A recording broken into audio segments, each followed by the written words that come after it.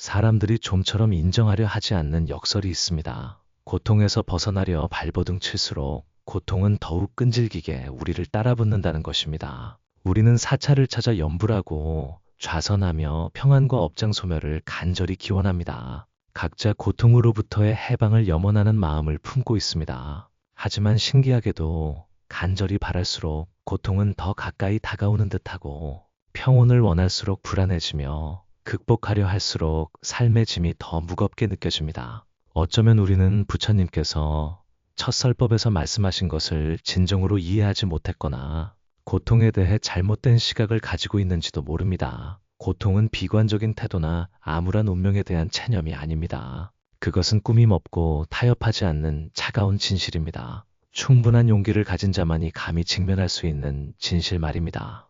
그리고 이 진실을 보지 못한다면 모든 기도는 허공을 맴도는 바람일 뿐이고 모든 행위는 단지 자아를 치장하는 거칠애에 불과할 것입니다. 부처님께서 처음 설파하신 첫 번째 진리인 고제고체는 우리를 슬프게 하려는 것이 아니라 자유로 향하는 길을 제시하기 위함입니다. 진정한 자유는 고통이 없는 곳에 있는 것이 아니라 우리가 더 이상 고통을 두려워하지 않는 곳에 있기 때문입니다. 우리가 탈출구를 찾지 않고 그저 가만히 앉아있을 용기가 있을 때 비로소 고통 뒤에 숨겨진 경이로운 것을 발견하기 시작합니다.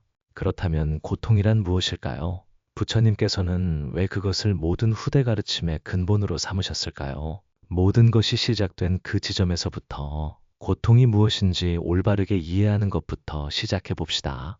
우리는 행복을 찾아 끊임없이 질주하는 사회를 살아가고 있습니다. 겉으로는 성공, 사랑, 치유에 대해 이야기하지만 속으로는 감히 이름을 붙이지 못하는 어둠을 모두 감추고 있습니다.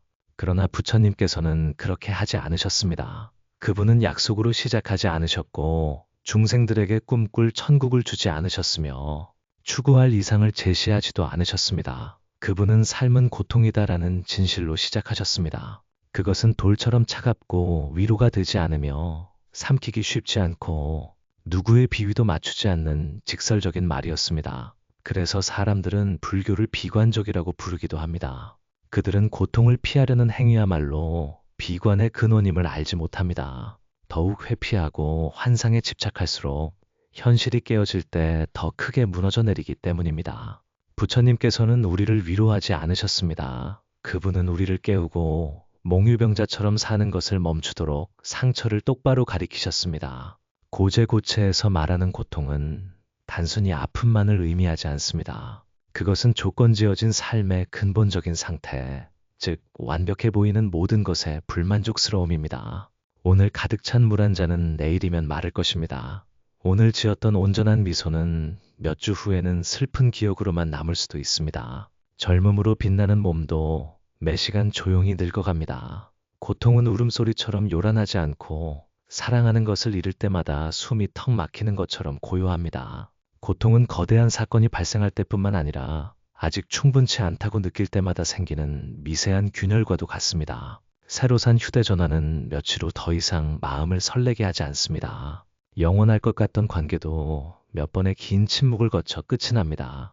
한때 불타던 꿈은 이제 어깨를 짓누르는 무거운 압력으로 변했습니다. 우리는 수많은 좋은 것들 속에 살면서도 늘 무언가 부족하다고 느낍니다. 바로 이 은근히 지속되는 부족함이 고통입니다. 부처님께서는 삶을 비난하지 않으셨습니다. 그분은 우리에게 삶의 본질을 자세히 들여다보라고 초대하셨습니다. 슬퍼하라는 것이 아니라 행복의 취약성이 우리의 잘못이 아니라 조건지어진 모든 것의 특성임을 명확히 보라는 것이었습니다. 그리고 우리가 글이나 말로서가 아니라 우리 자신의 경험을 통해 그것을 볼 때 마음은 한결 가벼워질 것입니다. 더 이상 자신이 충분히 유능하지 못하다고 자책하지 않고 축복받지 못했다고 하늘을 원망하지 않으며 약속을 지키지 않았다고 남을 탓하지 않을 것입니다. 오직 투명한 시선만이 남을 것입니다. 고통이 삶이라는 게임의 일부임을 명확히 보는 시선 말입니다. 그렇게 볼 때 비로소 우리는 삶이 달라져야 한다고 요구하는 것을 멈춥니다. 요구하지 않을 때 우리는 고통에서 벗어나기 시작합니다. 그러고 나면 우리는 고통이 명백한 것들뿐만 아니라 행복해 보이는 것들 속에도 깊이 숨어 있다는 것을 문득 깨닫게 됩니다. 우리는 보통 고통이 상실 후 실패 후 그렇게 기쁨은 무심코 소유해야 할 것이 되어버립니다. 그리고 소유한다는 것은 잃을까봐 두려워한다는 것입니다. 잃을까봐 두려워하는 순간 고통이 찾아옵니다. 우리가 한때 가졌던 행복은 머리 위에 매달린 가장 큰 그림자가 되어버립니다. 그것은 우리가 현재를 살지 못하게 합니다. 그것은 우리를 끊임없이 비교하고 요구하고 기대하게 만듭니다. 우리에게는 우리를 온 마음 다해 사랑하는 사람이 있었고, 그래서 나중에 오는 모든 사람들은 부족하게 느껴집니다. 그들이 나쁘기 때문이 아니라 우리가 그들에게 이미 사라진 것의 그림자를 투영했기 때문입니다. 우리는 한때 큰 성공을 거두었고 그 후로는 모든 결과가 작고 시시하게 느껴집니다. 삶이 우리에게 무관심해서가 아니라 우리가 과거 행복의 압력 속에서 살고 있기 때문입니다. 기쁨이 제대로 인식되지 않으면 가장 아름다운 족쇄가 될 수 있습니다. 어떤 사람들은 돈, 지위, 명성을 가지고 행복해 보이지만 깊은 내면에서는 두려워합니다. 잃을까봐, 대체될까봐, 내일은 오늘처럼 환호받지 못할까봐 두려워합니다. 그리고 그 두려움은 매일 밤 아무도 모르게 그들을 갉아먹습니다. 그들 자신조차 인정하고 싶어 하지 않습니다. 어떤 사람은 사랑이 넘치는 관계 속에 있지만 매일 불안해합니다. 저 사람이 변심하지 않을까? 이 감정이 식어버리지는 않을까? 메시지 답장이 오지 않는다는 사소한 일에도 마음은 살짝 떨립니다.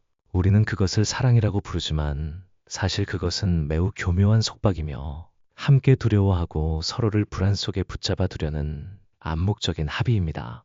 고통은 항상 슬픈 얼굴을 하고 있지는 않습니다.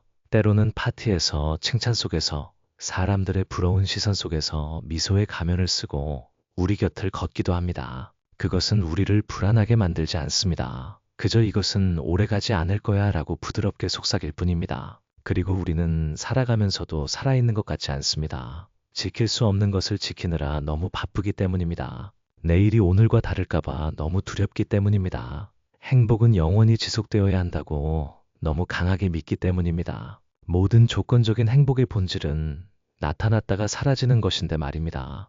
우리가 잘못해서가 아니라 그것이 본질입니다. 어릴 때부터 우리는 영원한 행복, 영원한 평화로운 곳, 변치 않는 사랑, 그리고 항상 내 뜻대로 되는 삶이 있다고 믿어왔습니다. 그리고 바로 그 믿음이 고통의 시작입니다. 삶이 나빠서가 아니라 우리가 삶의 한계를 받아들이지 못하기 때문입니다. 상대방이 틀려서가 아니라 우리는 그들이 영원히 그 역할을 지켜주기를 원하기 때문입니다. 기쁨이 진짜가 아니라서가 아니라 우리가 그것을 항상 지속되어야 하는 것으로 만들었기 때문입니다. 꽃봉오리가 피어날 때 우리는 그 순간에 온전히 감상하지 못합니다. 우리는 그것이 결코 시들지 않기를 바라며 시들기 시작할 때 고통스러워합니다. 하지만 꽃에게 잘못이 있는 것이 아닙니다. 고통이 나쁜 일에서만 오는 것이 아니라 좋은 일 속에도 숨어 있다는 것을 깨달을 때 우리는 눈을 뜨고 우리 자신의 모든 기쁨, 모든 사랑, 모든 관계, 모든 꿈을 다시 한번 자세히 들여다보기 시작합니다. 의심하기 위함이 아니라 이해하기 위함입니다.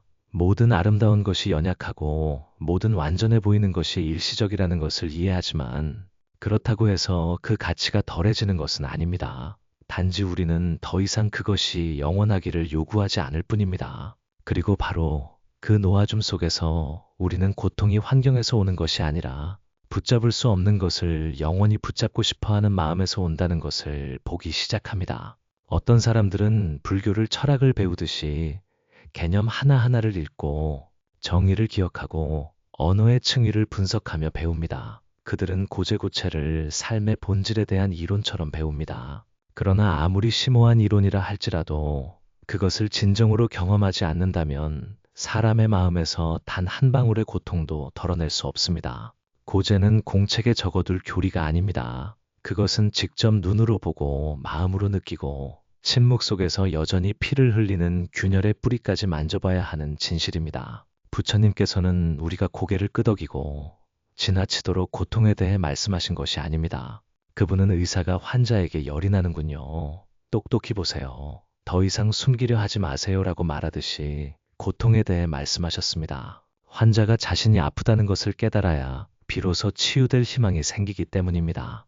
여전히 화장으로, 억지 웃음으로, 괜찮은 척하는 삶의 방식으로 덮으려 한다면 어떤 약도 효과가 없을 것입니다. 단지 괜찮다고 불리는 피부 아래에서 무언가가 부족하고 무언가가 깨져 있으며 무언가가 피를 흘리고 있다는 것만 알 뿐입니다. 고제는 비난하기 위해 오는 것이 아닙니다. 그것은 정직함에 대한 부드러운 노크처럼 다가옵니다. 그것은 묻습니다. 언제까지 강한 척하고 도를 이해하는 척하고 놓아주는 척하고 괜찮은 척 할 건가요?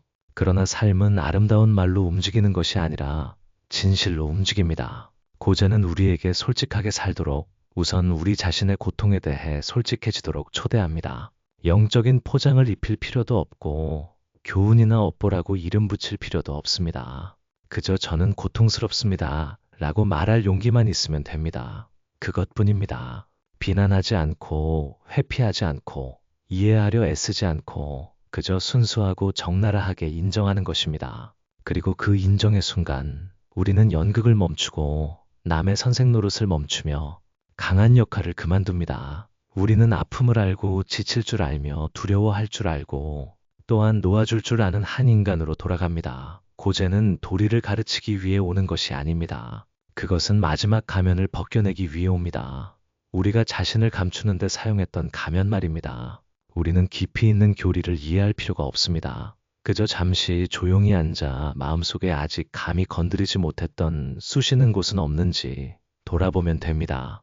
그것은 어릴 적 상처 입은 외로움일 수도 있고 깨어진 꿈일 수도 있으며 아직 용서받지 못한 말일 수도 있고 아물지 않은 상처일 수도 있습니다. 이 모든 것을 당장 해결할 필요는 없습니다. 그저 판단 없이 보고 회피하지 않고 보며 고통 앞에서 도망치지 않고 가만히 서 있을 용기가 있는 마음으로 보면 됩니다.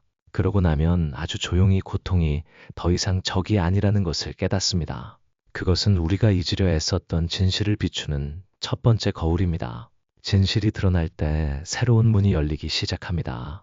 천국의 문이 아니라 아주 소박한 문입니다. 자신을 더 이상 숨길 필요 없는 삶으로 이끄는 문 말입니다. 그리고 그 순간부터 우리는 더 깊은 부분으로 들어서기 시작합니다. 고통이 더 이상 바깥에서 일어나는 일에 있는 것이 아니라 우리 마음속에서 우리가 어떻게 반응하느냐에 달려있는 곳으로 말입니다. 비가 올 때 어떤 이는 즐거워하고 어떤 이는 슬퍼합니다. 비난의 말을 듣고 어떤 이는 흘려보내지만 어떤 이는 밤새 뒤척입니다.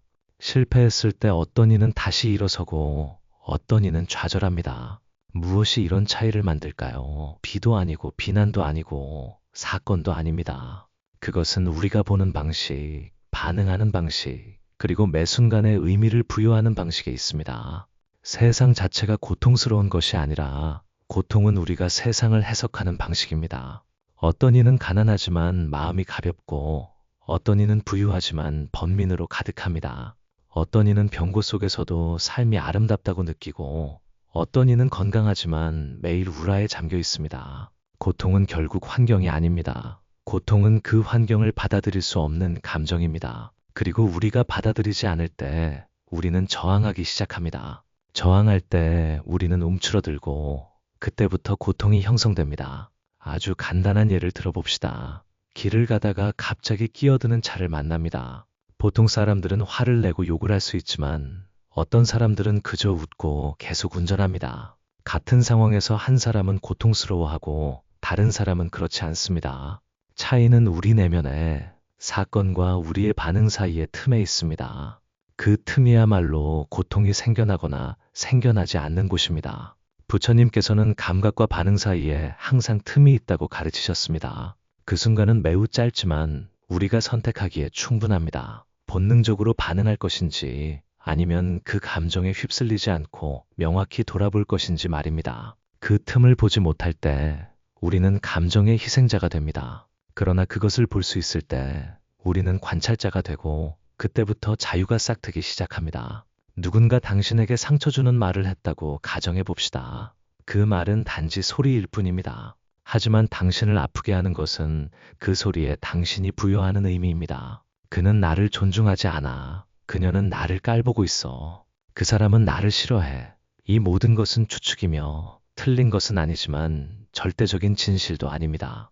그것은 사건에 대한 당신의 해석입니다. 바로 이 해석이 명확히 보이지 않을 때 고통의 근원이 됩니다. 그러므로 고통을 끝내기 위해 환경을 바꿀 필요는 없습니다. 대신 우리 마음이 어떻게 반응하고 있는지, 왜 내가 화를 내지? 왜 내가 상처받았지? 왜 이것을 견딜 수 없지?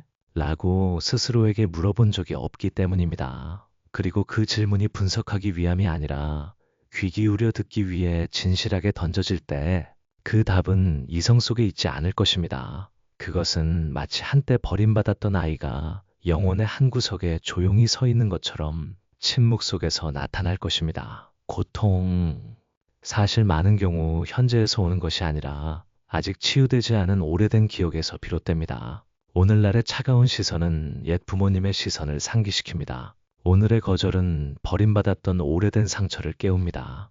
우리는 지금 일어나고 있는 일에 반응하는 것이 아니라 아직 품어지지 않은 과거의 그림자에 반응하는 것입니다. 이것이 바로 어떤 사람은 사소한 일에도 상처받고 다른 사람은 그렇지 않은 이유입니다. 각자 고유한 역사를 지니고 있고 반응은 단지 그 아래에서 움직이는 것들의 표면에 불과하기 때문입니다. 이 사실을 볼 때 우리는 고통이 비난하기 위함이 아니라 돌아오기 위함이라는 것을 문득 깨닫습니다. 자기 자신과 함께 앉아 잊혀진 부분들의 손을 잡기 위함입니다. 그리고 그때부터 아주 자연스럽게 우리는 세상을 탓하는 것을 멈춥니다.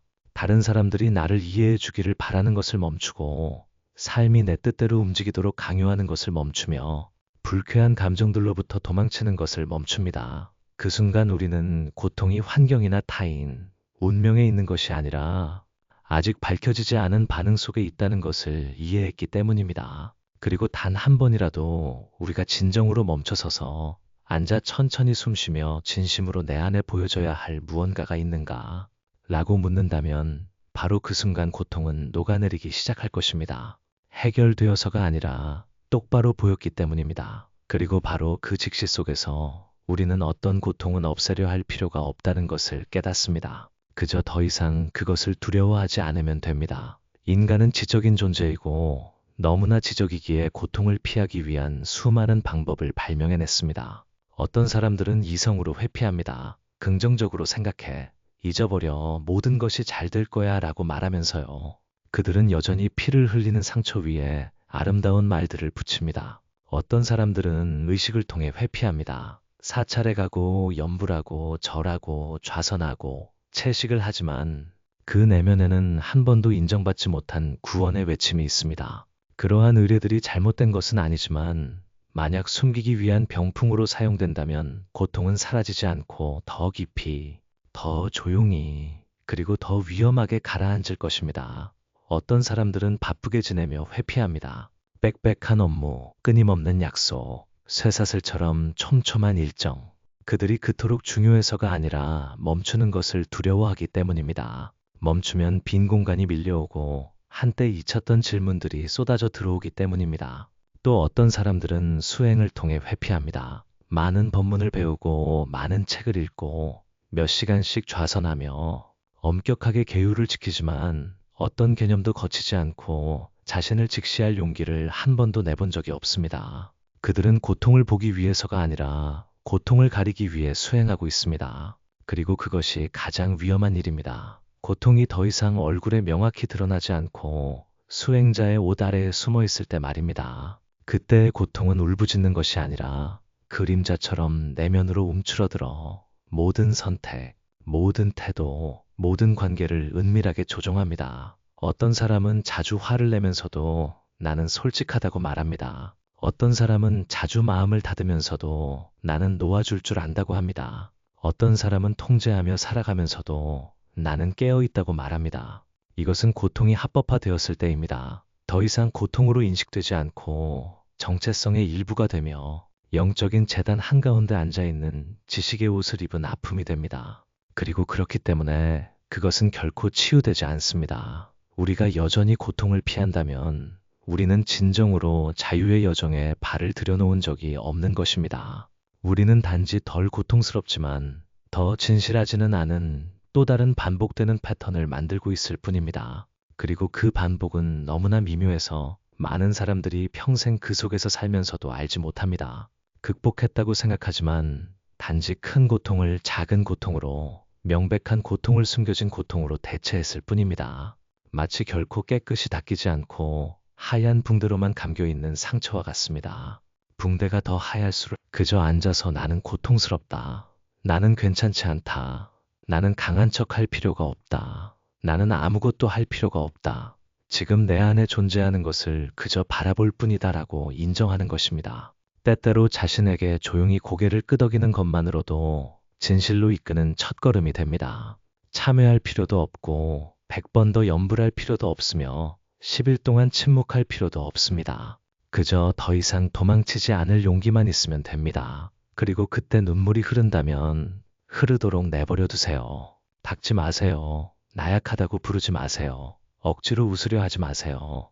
왜냐하면 어쩌면 수년간의 고통 끝에 우리 안의 아픔이 비로소 목소리를 낼 권리를 얻었을 수도 있기 때문입니다. 우리가 더 이상 고통에 맞서 어떤 것도 사용하지 않을 때 고통은 더 이상 머무를 이유가 없을 것입니다. 그것이 제거되어서가 아니라 귀 기울여 들어졌기 때문입니다. 마치 아이가 더 이상 울지 않는 것과 같습니다. 마침내 누군가가 묻거나 가르치거나 조언하지 않고 그 아이를 안아주었기 때문입니다.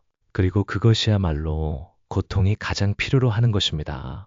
해결책이 아니라 온전한 현존 말입니다. 그 현존으로부터 우리는 더 깊이 들어가 기묘한 것을 볼 수 있게 됩니다. 고통은 짐이 아니라 문입니다. 우리가 도망치는 것을 멈추고 내면의 아주 작은 부름에 귀 기울일 만큼 충분히 고요해질 때 열리는 문 말입니다. 어릴 때부터 우리는 아플 때는 아픔을 없애는 방법을 찾고 괴로울 때는 극복하는 방법을 찾아야 한다고 배웠습니다. 우는 것은 약한 것이고 슬픔은 부정적인 것이며 좌절하는 것은 실패라고 말입니다. 그리고 우리는 감정을 마치 기술적인 문제인 것처럼 처리할 준비가 된 태도로 자랐습니다. 불안을 없애기 위해 기도하고 상처를 극복하기 위해 책을 읽습니다. 슬픔을 변화시키기 위해 도도를 찾습니다. 하지만 우리는 치유의 목표도 없이 고통이 사라지기를 바라지도 않고 그저 고통이 고통일 뿐이라는 것을 보기 위해 진정으로 조용히 앉아본 적이 있었을까요? 부처님께서는 고통에 저항하라고 가르치신 적이 없습니다. 그분은 고통을 회피하지 않고 밀어내지 않고 색칠하지 않고 있는 그대로 보라고 가르치셨습니다. 슬픔을 보고 그것이 빨리 지나가야 한다고 강요하지 않는 것, 상처를 보고 그것을 서둘러 업보라고 부르지 않는 것, 갈망을 보고 그것에 즉시 죄책감이나 나약함을 부여하지 않는 것. 사실 고통은 고쳐질 필요가 없습니다. 그것은 잘못이 아니기 때문입니다. 그것은 조건지어진 삶의 자연스러운 일부입니다. 달이 이지러질 때가 있듯이 바다가 거칠 때가 있듯이 몸이 때때로 아프듯이 고통은 우리를 열등하게 만들지 않습니다. 고통을 회피하는 방식이 우리 마음을 점차 나약하게 만듭니다. 왜냐하면 더욱 회피할수록 우리는 나에게 무언가 잘못된 것이 있다는 것을 더욱 확고히 하기 때문입니다. 그리고 그때부터 상처받은 자아는 한 겹 더 강화됩니다. 고통을 직시하는 것은 혁명적인 행위입니다. 그것은 인간의 모든 생존 본능에 역행합니다. 본능은 고통을 피하는 것이지만 깨어남은 그것을 똑바로 보는 것입니다. 냉정하게 분석하는 시선으로 또는 나는 이해했어, 나는 극복했어라는 어조로가 아니라 온화하고 따뜻하며 말없는 시선으로 말입니다. 어머니는 철학으로 아이를 치유하지 않습니다. 그저 안아주고 곁에 있어줄 뿐입니다. 고통 또한 그렇게 안아줄 필요가 있습니다. 이성으로가 아니라 무조건적인 현존으로 말입니다. 어느 날 당신이 슬퍼할 때 애써 즐거워하려 하지 않고 하소연할 사람을 찾지 않으며 치유 서적을 더 읽지 않고 그저 앉아 숨쉬고 그 슬픔이 하늘의 먹구름처럼 지나가도록 내버려 두십시오. 몇 시간 후 당신은 여전히 슬프지만 더 이상 그것을 두려워하지 않는다는 것을 깨달을 것입니다. 그리고 바로 그 순간 고통은 녹아내리기 시작합니다. 당신이 그것을 쫓아내서가 아니라 더 이상 그것에 저항하지 않기 때문입니다. 고통은 침묵을 견디지 못합니다. 그것은 도피를 먹고 삽니다. 더 이상 달라붙을 것이 없을 때 그것은 스스로 떠나갑니다. 마치 파도가 부딪힐 것이 없으면 그저 잔잔히 흔들리는 수면에 불과하지만 당신이 둑을 쌓고 방어벽을 세우고 나는 이것을 극복해야 해라는 자아를 만들면 파도가 진정으로 거세지는 것과 같습니다. 그러므로 고통에 대해 우리가 할 수 있는 가장 심오한 일은 고통을 변화시키는 것이 아니라 고통 앞에서 우리가 현존하는 방식을 바꾸는 것입니다. 지혜로운 사람은 모든 감정을 치료하려 애쓰지 않습니다. 그들은 날씨와 함께 살듯이 감정과 만약 당신이 멈춰서서 아무 말도 하지 않고 그저 숨쉬고 그저 고요히 있다면 어쩌면 당신은 고통을 더 이상 적이 아니라 당신이 아직 살아있고 아직 심장이 있으며 모든 것을 있는 그대로 명확히 볼 수 있는 능력이 있다는 것을 상기시켜주는 메시지로 처음으로 보게 될 것입니다. 많은 사람들이 수행의 길에서 커다란 오해를 가지고 있습니다. 고통을 받아들이는 것이 운명에 항복하고 인내하며 아무것도 하지 않고 수동적이고 지친 삶을 포기하는 것이라고 생각하는 오해입니다. 그러나 부처님께서 말씀하신 받아들임은 결코 체념의 모습을 띠지 않습니다. 그것은 우리가 더 이상 고칠 필요가 없을 정도로 깊은 이해의 한 종류입니다. 삶을 고칠 필요도 없고 남을 고칠 필요도 없으며 자기 자신을 고칠 필요도 없습니다. 우리는 모든 것을 있는 그대로 봅니다. 그리고 그 통찰 속에서 모든 저항은 침묵합니다. 여기서의 받아들임은 삶을 내 뜻대로 강요하려는 모든 노력을 놓아주는 것이고 숨겨진 기대들을 벗어던지는 것이며 가볍게 한숨 쉬며 원래 삶은 이런 것이었구나 라고 말하는 것입니다. 그것은 실패한 사람의 말이 아니라 방금 깨어난 사람의 말입니다. 무언가가 달라져야 한다고 생각할 때 우리는 여전히 몸부림칩니다. 고통이 끝나야 한다고 생각할 때 우리는 여전히 추구합니다. 무한하고 근심 없는 이상적인 상태를 믿을 때 우리는 그것을 얻지 못했기에 여전히 고통스럽습니다. 그러나 시선이 맑아질 때 우리는 삶을 강을 보듯이 바라봅니다. 강이 흐르면 우리는 막지 않고 흐려지면 고치려 하지 않습니다. 강물이 나뭇가지를 쓸고 가도 울지 않고 연꽃을 가져다 주어도 심으려 하지 않습니다. 받아들임은 무관심이 아니라 통제할 필요 없는 충만한 현존입니다. 어떤 사람이 제게 고통을 받아들이면 더 이상 잘 살고 싶지 않게 되는 건가요? 라고 물었습니다. 저는 고통을 받아들이기에 비로소 잘 살 수 있게 된다고 답했습니다. 받아들이기 전에는 우리의 모든 행동이 고통을 피하기 위한 것이었습니다. 인정받기 위해 일하고 자신의 가치를 느끼기 위해 남을 돕고 업보가 끝나기를 바라며 계율을 지키고 버림받을까봐 하는 두려움을 채우기 위해 성공합니다. 아름답다고 여겼던 모든 것들이 사실은 자기 자신을 받아들이지 못한 자아의 반응일 뿐이었습니다. 그러나 고통을 진정으로 직시하고 그것이 우리가 한때 생각했던 것만큼 두렵지 않다는 것을 일단 보게 되면 우리는 더 이상 도망치기 위해 살 필요가 없습니다. 우리는 증명할 것이 아무것도 없는 사람으로 살기 시작합니다. 강한 역할을 할 필요도 없고 깨달은 척할 필요도 없으며 도를 나는 사람인 척할 필요도 없습니다. 사랑받기 위해, 존중받기 위해, 기억되기 위해 애쓸 필요도 없습니다. 그리고 바로 그 필요 없음 속에서 우리는 진정으로 살기 시작합니다. 고통을 받아들이는 것이 불의에 동조하는 것을 의미하지도 않습니다. 누군가 당신을 때린다면 다른 뺨을 내줄 필요는 없습니다. 하지만 증오를 품고 다닐 필요도 없습니다. 당신은 떠날 수 있고 응답할 수 있으며 목소리를 낼 수 있습니다. 그러나 상처받은 자아로부터가 아니라 이 고통이 더 이상 전파될 필요가 없다는 명확한 인식으로부터 그렇게 하는 것입니다. 그리고 운이 좋다면 그 인식은 상대방에게 퍼져 그들의 손을 멈추게 하는 침묵처럼 작용할 것입니다. 고통을 받아들이는 것은 나약한 사람을 만드는 것이 아니라 비바람 속에서도 부러지거나 저항하거나 두려워하지 않고 유연하게 대처할 줄 아는 사람을 만듭니다. 폭풍 속의 갈대처럼 바람에 몸을 맡겼다가 날씨가 고요해지면 다시 일어서는 것과 같습니다. 고통을 받아들인 사람은 더 이상 고통이 끝나기를 바라지 않습니다. 그들은 고통 또한 사계절의 일부임을 알기 때문입니다. 봄에는 꽃이 피고 여름에는 햇살이 있고 가을에는 낙엽이 지며 겨울에는 차가움과 외로움, 아무도 곁에 없는 날들이 있습니다. 그러나 그들은 그것이 잘못되었다고 생각하지 않습니다. 삶이 항상 봄이기를 바라지도 않습니다. 그들은 모든 것이 필요하다고 봅니다. 심지어 고통스러운 날들조차도 돌아오는 여정의 필수적인 부분입니다. 그리고 그 받아들임 속에서 삶을 바꾸려 했던 마음은 사라지기 시작합니다. 그 원함이 사라질 때 자아도 사라집니다. 자아가 사라질 때 고통은 더 이상 달라붙을 곳이 없습니다. 고통이 끝났기 때문이 아니라 마음속의 고통을 자신의 것으로 받아들일 사람이 더 이상 없기 때문입니다. 그리고 그때부터 한문이 조용히 열립니다. 소리도 없고 반짝이는 빛도 없으며 화려하지 않고 은유적이지 않으며 이론적이지 않고 오직 진실만을 담은 시선이었습니다. 그리고 바로 그 진실로부터 해탈의 길이 열립니다. 자신이 어둠 속에 있다는 것을 부인하는 한 아무도 그곳에서 벗어날 수 없습니다. 편안함이라는 가면 아래 상처를 숨기는 한 아무도 치유될 수 없습니다. 고통은 실패의 징후가 아닙니다. 고통은 종소리입니다. 너무 바쁘게 달리느라 무심코 지나쳤던 삶으로 자기 자신에게로 다시 돌아오라고 부르는 종소리입니다. 우리가 감히 고통을 바라볼 때 판단하지 않고 애쓰지 않고 미화하지 않고 우리는 모든 방법보다 더 깊은 침묵의 영역으로 들어섭니다. 그곳에는 더 이상 나는 수행 중이다. 나는 깨달았다. 나는 극복해야 한다는 것이 없습니다. 오직 삶 한가운데 조용히 앉아 숨결 하나하나, 감정 하나하나, 무상한 움직임 하나하나를 명확히 아는 한 사람만이 있을 뿐입니다. 그리고 놀랍게도 고통은 해결될 필요가 없습니다.